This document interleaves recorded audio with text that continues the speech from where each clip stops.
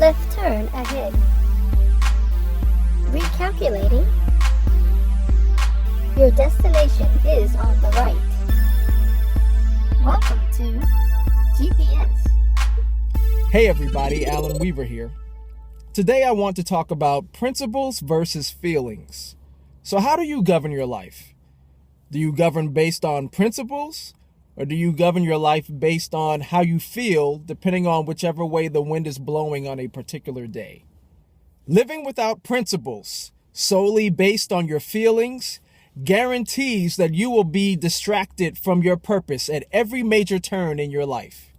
Having the right set of principles and living by them helps to ensure that you get to your destination on purpose. But principles don't come to us just because we want them to. We actually have to stop and think in order to develop them.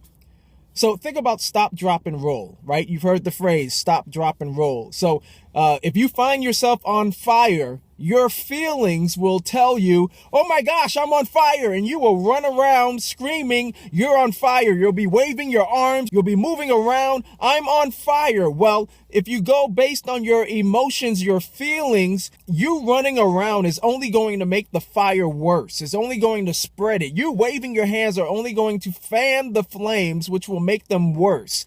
Well, the principle of stop, drop, and roll, it's telling you what to do in order to override your emotions, to bring your emotions into subjection to you so that you can do the actions that are necessary to put the fire out. So when you practice stop, drop, and roll, when you practice that principle, it becomes real to you. So you know that if you find that you have accidentally caught on fire, then instead of running around and waving your arms and screaming, I'm on fire, which will make it worse, you know to stop.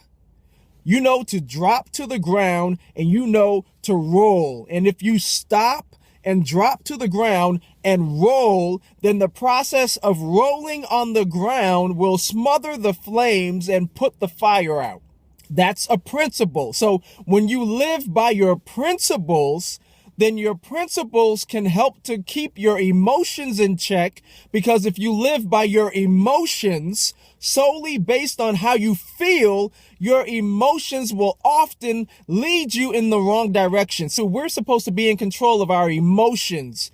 Our emotions are not supposed to be in control of us. So when you go solely based on how you feel, then there are times when you don't feel like working out. You don't feel like studying. You don't feel like going to work. You don't feel like spending time with people who you need to spend time with. You don't feel like it. Your emotions aren't in line with what you need to do. And so you don't feel like eating right. You don't feel like helping someone in need. And so because you don't feel like it, it's going to keep you from doing what you need to do. Because if you live by principle, then your principles will force you to rise higher. And so the idea is that we are to develop principles. So in order to develop principles, you have to stop, drop, and roll. You actually have to stop and think about where you are trying to go, where you want to go. You have to think about where you are